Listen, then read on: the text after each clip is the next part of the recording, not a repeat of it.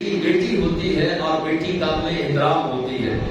نبی کریم علیہ السلام کی اگلی حدیث فرمایا جس کی 3 بیٹیاں ہوں، کتنی بیٹیاں ہوں یا 3 بہنیں ہوں، اس نے ان کے ساتھ حسن سلوک کیا، اچھا انداز اپنایا، چاہے وہ 3 بہنیں ہیں یا 3 بیٹیاں ہیں، اچھا سلوک کیا تو حضور علیہ السلام ایک لکڑی مبارک سے زمین پر جو ہے وہ کچھ ارشاد فرما رہے تھے، کچھ لکھ رہے تھے، تو اللہ کے محبوب علیہ السلام نے ایسے کر کے لائن ماری، فرمایا بے شک وہ بخشا گیا جس نے 3 بیٹیاں جنم دیں، جس کے گھر میں 3 بیٹیوں نے جنم لیا اور اس نے پالا جوان کیا، وقت پر شادی کر دی، تربیت اچھی کی، اگر بیٹیوں کا موقع نہ ملا تو بہنوں کی خدمت کی، تو اللہ تبارک و تعالیٰ کے محبوب نے فرمایا بے شک، لائن مار کے حضور نے فرمایا بے شک اللہ نے اسے بخش دیا۔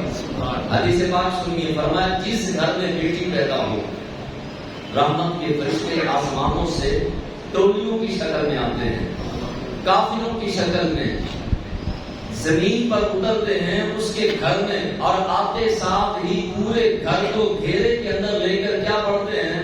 السلام علیکم یا اہل البیت، السلام علیکم یا اہل البیت، اے گھر والوں تم پر اللہ کی سلامتی ہو اور تمہیں خوشخبری ہو کہ رب نے تمہارے گھر کو رحمتوں کے لیے چن لیا۔ کون مبارکیں دے رہا ہے؟ فرشتے مبارک، اور ادھر دنیا بگڑ جاتی ہیں، پریشان ہو جاتے ہیں، ٹینشن لینا شروع کر دیتے ہیں، فون کرنے والے بھی کہتے ہیں چلو ٹھیک کوئی بات نہیں، اللہ کی مرضی، اب کیا کہہ سکتے ہیں، 3ری 4تھی 5वीं بیٹی ہو گئی، اب کیا کر سکتے ہیں، بس آپ صبر رکھیے، کوئی بات نہیں۔ اب جب میری 3ری بیٹی پیدا ہوئی تو مجھے 1-2 نے، ویسے کوئی اتنی جلدی کرتا نہیں فون، لیکن مجھے کسی نے کر لیا، رشتے دار تھے، تو اس نے کہا کہ کوئی بات نہیں، آپ پریشان نہ ہوئیے گا، 3ری بیٹی کی اللہ نے آپ کو دے دی ہے۔ تو میں نے اس کو جاہ و جلال کے ساتھ کہا کہ انشاءاللہ میں کما کے کھلاؤں گا، تمہاری ڈیوٹی بھی لگے گی۔ تم نے یہ بات کس طرح کی؟ جس طرح میں نے پتر کے پیدا ہونے پر مٹھائی بانٹی، اسی طرح 3ری بیٹی کے پیدا ہونے پر مٹھائی بانٹی۔ جتنی بیٹے کی باری میں مٹھائی بانٹی، اتنی ہی بیٹی کے مرتبہ بھی مٹھائی بانٹی۔ تو میرے نزدیک بیٹیاں بیٹوں سے زیادہ پیاری ہوتی ہیں، اور یہ زیادہ باپ سے ماں سے زیادہ پیار کرتی ہیں، احساس کرتی ہیں۔ اللہ کے حبیب علیہ السلام نے فرمایا پہلی بیٹی کا پیدا ہونا، جس عورت کے گھر پہلی بیٹی پیدا ہو، اللہ کے محبوب علیہ السلام نے فرمایا کہ اس عورت کے باپ برکت ہونے کی نشانی ہے۔ وہ عورت باپ برکت ہے جس کے ہاں پہلی بیٹی پیدا ہو۔ اور ہمارا معاشرہ کتنا بگڑ گیا، اپنے نبی کی تعلیمات نہیں، شریکے کی فکر، ہمسایوں کی فکر، رشتہ داروں کی فکر، محلے داروں کی فکر، اپنے نام کی فکر کہ میری نسل کیسے چلے گی، یہ بڑا رولا ہے۔ پتر نہ ہوا تو نسل کیسے چلے گی؟ دادا صاحب کے کتنے پتر ہیں؟ دادا حضور کے کتنے بیٹے ہیں؟ نام ہے کہ نہیں؟ ایسا ویسا قیامت کی صبح تک دادا علی حجویری کا نام رہے گا۔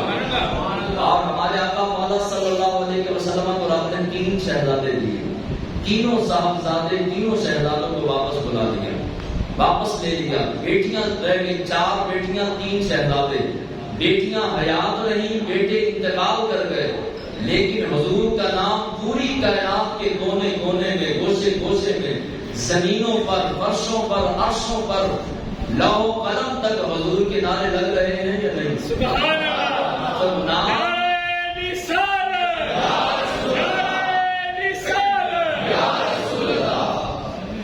کائنات کے دریا دریا، نگر نگر، گوشے گوشے میرے حضور کے چرچے ہیں۔ نام اسی کا زندہ رہے گا جس کا رب زندہ رکھے گا۔ بیٹوں سے خالی یہ ضروری نہیں کہ بیٹوں سے نام زندہ رہے، نہ، رب جس کا چاہے بغیر بیٹوں کے نام جو ہے وہ زندہ کر دے، اور جس کا چاہے 9 پتر 9 بیٹے موجود ہوں تو بیٹا پکوڑے اور سموسے، باپ جو ہے وہ پکوڑے اور سموسے کی ریڑھی لگانے میں مجبور ہے۔ کئی لوگ ایسے دیکھے 9 بیٹے ہیں اور باپ جو ہے وہ پکوڑے سموسے کی ریڑھی لگا کے کھڑا ہے، 9 کے 9 ہی باپ کو سنبھال نہیں رہے، اور ہم روتے ہیں پتروں کو۔ بیٹی کو ذرا سا پتہ چل جائے کہ میری ماں کو تکلیف ہے یا باپ کو تکلیف ہے، بیٹی جو ہے وہ فوراً تڑپ جاتی ہے۔ اور میں نے دوپہر کو بھی کہا تھا، میرا بیٹا ادھر بیٹھا، اسے کھڑا کر دیا، پوچھیں جب میں گھر جاتا ہوں تو سب سے پہلے سیڑھیوں پر دوڑ کر آنے والا بیٹا نہیں ہوتا، بیٹیاں ہوتی ہیں۔ دوڑ کے چمڑتی ہیں ٹانگوں کے ساتھ، کوئی ہاتھ چومتی ہے، کوئی ماتھا چومتی ہے، کوئی پیار کرتی ہے اور اپنی محبتوں کا اظہار کرتی ہیں۔ بیٹا بھی پیار کرتا ہے، لیکن بیٹیاں جو ہیں یہ زیادہ باپ کے ساتھ محبت کرتی ہیں اور پیار کرتی ہیں۔ ہم لوگ جو ہیں وہ ظالم ہیں، آج بھی زمانہ جاہلیت کی طرح قتل ہو رہا ہے۔ اس طرح الٹرا ساؤنڈ کروایا، تیسرا چوتھا پانچواں مہینہ تھا، پتا چل گیا کہ بیٹی ہے۔ اب ایسی میڈیسن جو ہے وہ کھا لی کہ جس کے ساتھ اندر ہی پیٹ کے اندر ہی بیٹی کا انتقال ہو جائے۔ ایسا ظالمانہ قتل تو شاید وہ زمانہ جاہلیت کے لوگوں نے نہ کیا ہو۔ پھر چھوٹے چھوٹے پیس کر کے اس بیٹی کے جو ہے وہ پیٹ سے باہر نکالے جاتے ہیں، ٹکڑے ٹکڑے کر دیا جاتا ہے۔ بتاؤ قیامت کے دن اللہ کا قرآن فرماتا ہے کہ جن بچیوں کو اس طرح سے قتل کیا گیا ہوگا، قیامت کے دن وہ باپ کا گریبان پکڑ کے کہیں گی بابا بتا کس جرم کی سزا میں ہمیں قتل کیا، ہماری سزا، ہمارا جرم کیا تھا جو اتنی بڑی سزا دی کہ ٹکڑے ٹکڑے کر دیا، ہماری جو ہے وہ یہ جرم بتا ہمارا کہ جب ہم تیرے بیڑے میں تیرے صحن میں پیدا ہوئی تھی تیرا بوٹا کیوں بنا تھا، تیرا منہ کیوں بنا تھا، 2 روٹیاں تیرے گھر سے کھانی تھی، اس وجہ سے تیرا منہ بنا، یا تمہیں چند سکوں کا جہیز دینا تھا اس وجہ سے منہ بنا۔ قیامت کے دن اللہ کی بارگاہ میں یہی بیٹیاں اللہ کی بارگاہ میں کہیں گی، اللہ ڈائریکٹ کلام نہیں کرے گا، اللہ اتنا ناراض ہے بیٹی کے جو دشمن ہیں ان کے ساتھ کہ اللہ فرمائے گا اے بچیوں تم پوچھو اس سے، اللہ خود بھی پوچھ سکتا ہے، رب قرآن گواہ ہے اس بات کا، رب نہیں پوچھے گا، بندے سے کلام بھی نہیں کرے گا، بلکہ رب فرمائے گا جن بچیوں کو زندہ مار دیا گیا یا پیٹ کے اندر قتل کر دیا گیا، رب قیامت کے دن ان بچیوں کو کھڑا کر کے فرمائے گا بچیوں تم اپنے باپ سے پوچھو کہ کس نے کس جرم میں تمہیں قتل کیا۔ وہ بچیاں قیامت کے دن جن کو پیٹوں کے اندر قتل کر دیا گیا، جن کو جو ہے وہ زمانہ جاہلیت میں زندہ دفن کر دیا گیا، یہ بیٹیاں گریبان پکڑے گی باپ کا اور پوچھیں گی بتا کس بات کی سزا ہمیں دی۔ اب قیامت کے دن ایسا ظالم کیا جواب دے گا؟ موسیٰ علیہ السلام نے اپنے رب سے پوچھا مولا تو بڑا ہی خوش ہو جائے، راضی ہو جائے کسی بندے سے تو کیا دیتا ہے؟ فرمایا بیٹی دیتا ہوں، کسی سے راضی ہو جاؤں تو بیٹی دیتا ہوں۔ اب ادھر رب کی رضا بیٹی کے ملنے پر ہے اور ادھر جو ہے وہ افسوس کے اظہار کیے جا رہے ہیں، دکھ کا اظہار کیا جا رہا ہے، تکلیف کا اظہار کیا جا رہا ہے۔ ایک بدبخت ساس کا مجھے فون آیا، کہنے لگی کہ چوتھی بیٹی میری جو ہے وہ بہو نے جنم دے دی، کیا ہم اس پر اسے طلاق دے سکتے ہیں؟ آپ کیا فتوا دیتے ہیں؟ میں نے کہا میں فتوا دیتا ہوں اللہ کرے شام سے پہلے تجھے ہارٹ اٹیک آئے اور تڑپتی ہوئی تو اس دنیا سے چلی جائے۔ کہنے لگی آپ تو فتوائیں دینا شروع ہو گئے، میں نے تو فتوا دینا تھا، فتوائیں تو نہیں دینی تھی۔ میں نے کہا بدبخت عورت چوتھی بیٹی تیرے نبی کے گھر میں بھی 4 بیٹیاں ہیں اور تو طلاق کا سوچ رہی ہے، تجھے تو خوشی کا اظہار کرنا چاہیے کہ یہ گھر رب کو پسند ہے، تو اس وجہ سے اس گھر میں 4 بیٹیاں آئی ہیں، اللہ کا شکر ادا کر۔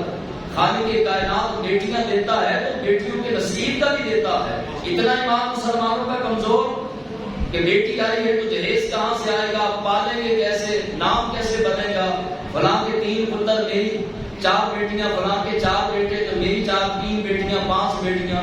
تو بیٹیاں بیٹوں سے زیادہ جو ہے وہ ماں باپ کا احساس، محبت، پیار، ہر طرح کے معاملات۔ آپ دنیا پھریں، ہمارے پاس تو لوگ آتے ہیں اپنے گھروں کی کہانیاں بتاتے ہیں، اپنے معاملات بتاتے ہیں، جب بھی اوکھا ویلا آئے گا سب سے پہلے بیٹی دوڑ کے آئے گی، کوئی ماں باپ پہ مشکل وقت آئے گا تو بیٹی پہلے آئے گی، بیٹا بعد میں آئے گا۔ اور بیٹی جو ہے وہ تکلیف ماں باپ کی برداشت نہیں کرتی۔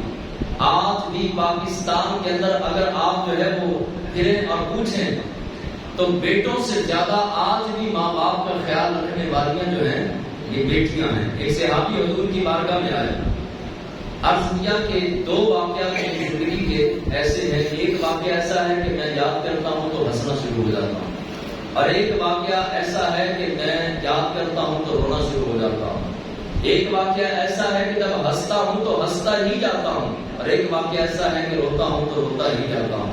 حضور نے فرمایا خدا دونوں واقعہ سنا.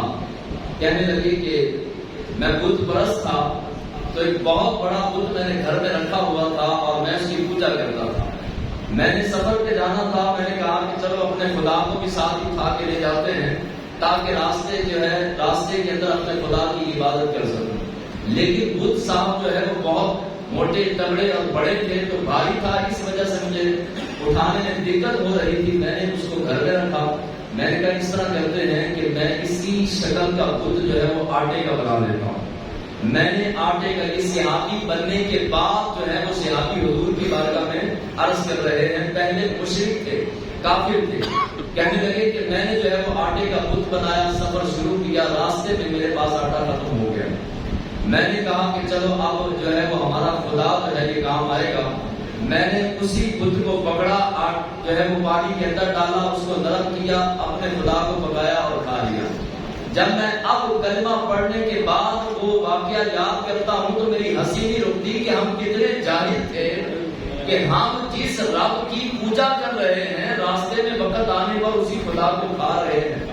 تو میری ہنسی نہیں رکتی. حضور نے فرمایا اچھا وہ بھی بتا جس سے تیرا رونا نہیں رکتا. کہا کہ یا رسول اللہ صلی اللہ علیہ وسلم میں نے جانا تھا پردیس, جانا تھا کہیں جو ہے وہ تجارت کی غرض سے 5-6 سال کے لیے. میری بیوی حاملہ تھی. میں جانے لگا تو بیوی کو کہا کہ اگر بیٹا پیدا ہو تو سنبھالنا, اگر بیٹی پیدا ہو تو مار دینا. میں جب واپس آؤں پلٹ کے آؤں تو بیٹی کا چہرہ نہ دیکھوں. میں چلا گیا, 5-6 سال گزر گئے. پلٹ کے لوٹ کے آیا تو میں نے دیکھا میرے آنگن میں, میرے صحن میں یہ 3 طرح کی روایت ایک ہی روایت ہے. میرے آنگن میں میرے صحن میں ایک چھوٹی سی بچی جو ہے 5-6 سال کی بچی کھیل رہی تھی. میں بڑا پریشان ہوا, دوڑتا ہوا اپنی بیوی کے پاس گیا اور جا کے کہا کہ یہ بچی کس کی ہے. تو پہلے تو میری بیوی جو ہے وہ خاموش ہوئی اور ابھی خاموش تھی کہ میں کھڑا تھا تو میری بیٹی نے, کیونکہ غائبانہ تعارف میری بیوی میری بیٹی کے ساتھ کرواتی رہی. میری بیٹی نے کہا یا ابتا, اے میرے ابا, یا ابتا. 2-3 آوازیں لگائیں تو وہ دوڑتی ہوئی میری طرف آئی. تو میرا دل بسیج گیا, دل نرم ہوا. میں نے سینے کے ساتھ لگایا, ماتھا چوما. وہ کہنے لگی کہ میرے کھلونے کہاں ہیں, کہاں جو ہے وہ میری گڑیا اور میرے کھلونے آپ لائے نہیں. اماں تو کہتی تھی آپ کھلونے لینے گئے ہیں. تو ماتھا چوم کے کہنے لگا, باپ کہنے لگا اچھا میں باہر جاتا ہوں تیرے لیے کھلونے لاتا ہوں. جب باپ باہر آیا دل کے اندر ارادہ کر لیا چلو بیٹی پیدا ہو گئی, اب اسے قتل نہیں کرتے. لیکن باہر گئے سفاک لوگ, بدبخت لوگوں نے کہا کہ تجھے پتا ہے کہ تو بیٹی کا باپ بن گیا, تانے دینا شروع کر دیے. جس طرح آج کے شریکہ برادری کی جو تیسری بیٹی بھی ہو گئی, چوتھی بھی ہو گئی, 5ویں بھی ہو گئی. آج کے رشتہ دار بندہ خود دل بڑا کر بھی لینا. یہ جو شیاطین ہوتے ہیں نا سائڈوں پہ, انسانی شیاطین, شیطانیت کی سوچ والے, شیطانی ذہن کے والے, یہ انسان کی سوچ کو دوبارہ گمراہ کر دیتے ہیں کہ دیکھو جی اس کے ہاں تو بیٹا ہی نہیں, یا اس کی تو 3 بیٹیاں ہیں. بعض بدبخت تو یہ کہہ دیتے ہیں کہ اس کو سزا مل رہی ہے. اپنے نبی کے بارے میں کیا کہو, رب نے اپنے محبوب کو 4 بیٹیاں دے کے سزا دی تھی. نعوذ باللہ, یہ بیٹی سزا نہیں, بیٹی تو جزا ہے, بیٹی رحمت ہے اور اللہ کے کرم کا مظہر ہے. نبی کریم علیہ السلام کے وہ صحابی کہتے ہیں کہ میں باہر گیا. ابھی صحابی بنے نہیں, کافر تھے. کہنے لگے کہ میں باہر گیا, لوگوں نے مجھے تانے دیے. میں غصے سے دوڑ کے گھر آیا, بیٹی کو پکڑا. المختصر یہ کہ میں بیٹی کو لے کے چلا, میری بیوی نے چھینا, معافیاں مانگی, ہاتھ جوڑے, کہا کہ میں اس کو لے کے چلی جاتی ہوں, میں اپنی بہن کو دے دوں گی, بھائی کو دے دوں گی, نہ مارو. لیکن میں اس کو پکڑا, کدال پکڑا, ساتھ جو ہے وہ سامان پکڑ کے میں لے کر جانے لگا. لیکن میری بیٹی کو پتا نہیں تھا کیونکہ میں بڑی دیر کے بعد آیا تھا. ننھی ننھی باتوں سے جو ہے وہ میرے دل کو لبھانے لگی اور راستے کے اندر جو ہے وہ ہوا چلی اور مٹی اڑ کے میرے دامن پر پڑی تو ننھے ننھے ہاتھوں سے میرے دامن سے مٹی ہٹانے لگی. میں جب پہنچا اس ویرانے کے اندر, میں نے کدال سے گڑھا کھودنا شروع کیا بیٹی کو دفن کرنے کے لیے. زندہ دفنانے کے لیے کدال کے ساتھ گڑھا کھودتا رہا. بیٹی قریب آ کے کہنے لگی بابا تھوڑا سا سانس لے لو, تھک گئے ہوگے. اگر میں جوان ہوتی, بڑی ہوتی تو آپ کو گڑھا کھودنے نہ دیتی بلکہ خود کھود دیتی. بیٹی کو پتہ ہی نہیں کہ باپ کیا کرنے والا ہے. گڑھا کھودا, وہ کہتے ہیں کہ میں نے دھکا دیا، بیٹی اچانک نیچے گری تو پھٹی کی پھٹی آنکھیں رہ گئی، میری طرف دیکھنا شروع کر دیا اور کہنے لگی بابا آپ اتنی دیر کے بعد آئے ہو تو کس بات کی سزا دینے آئے ہو؟ میں نے غلطی کیا کی ہے؟ وہ کہتے ہیں کہ میں نے مٹی ڈالنا شروع کر دی، میری بیٹی چیخیں مارتی رہی، میں نے مٹی ڈالنا شروع کی تو مٹی ڈالتا رہا، بیٹی کی چیخوں کی آوازیں یا رسول اللہ آج تک میرے کانوں کے اندر گونجتی ہیں۔ اس نے ننھے ننھے ہاتھ بھی جوڑے تھے اور کہا تھا کہ بابا مجھے چھوڑ دو، آج کے بعد میں تیرے بدن میں تیرے گھر نہیں رہوں گی، میں کہیں دور چلی جاؤں گی، لیکن مجھے دفن نہ کرو، مجھے نہ مارو، مجھے چھوڑ دو۔ لیکن مجھے ترس نہ آیا، میں نے بیٹی کو زندہ دفن کرو دیا۔ اللہ کے حبیب علیہ السلام کے قریب صحابہ بیٹھے تھے، انہوں نے جلدی سے اس کو پکڑا، کہا چپ کر جا، تو دیکھ بھی رہا مصطفیٰ جان رحمت کی ساری داڑھی مبارک آنسوؤں سے بھیگ گئی، حضور کے سینے تک آنسو آ گئے، لہذا چپ کر جا اور کہانی نہ سنا۔ اللہ کے حبیب علیہ السلام نے فرمایا دوبارہ سنا، پھر سنائی، حضور روئے، پھر جو ہے وہ اللہ کے محبوب علیہ السلام اتنا روئے کہ داڑھی مبارک تر ہو گئی آنسوؤں سے۔ پھر حضور نے فرمایا تیسری مرتبہ سنا، عرض کی یا رسول اللہ کیا قیامت والے دن اللہ یہ میرے گناہ کو معاف کر دے گا؟ تو فرمایا اسلام ایک ایسی چیز ہے کہ سابقہ تمام گناہوں پر خالق کائنات معافی کا کرم پھیر دیتا ہے۔ عرض کی یا رسول اللہ میری بیٹی تو معاف نہیں کرے گی، رب تو معاف کر دے گا، میں نے تو بیٹی کی چیخیں بھی نہ سنی، بیٹی کے آنسوؤں کو بھی نہ دیکھا، میں نے تو اس کے ننھے جڑے ہوئے ہاتھوں کو بھی نہ دیکھا، درس نہ کھایا، تو یا رسول اللہ مجھے تسلی تب ہوگی جب میری بیٹی مجھے معاف کر دے۔ حضور نے فرمایا چل اس کے جہاں تو نے دفن کیا تھا وہاں پہ چل۔ جب گئے تو حضور تھوڑا سا پیچھے کھڑے ہو گئے اور فرمایا جا کے کہہ دے، اسے کہہ دے کہ تیرے نبی نے تجھے بلایا ہے۔ اب وہی صحابی گئے، اب صحابی بن چکے تھے تو توبہ کا احساس آیا، گئے وہاں پہ قبر پہ گڑھے پہ گئے اور جا کے کہا کہ تجھے آمینہ کے چاند نے بلایا ہے۔ بیٹی نے گڑھے کے اندر سے کہا لبیک و سعدیک یا رسول اللہ، یا رسول اللہ میں قربان آپ کے، حکم کیجئے۔ اللہ کے محبوب علیہ السلام نے فرمایا کہ تیرا باپ تجھ سے معافی مانگنے آیا، اپنے باپ کو معاف کرو گی؟ کہا کہ کبھی نہ کرتی۔ یا رسول اللہ اگر آپ نہ آتے، آپ تشریف لے آئے ہیں تو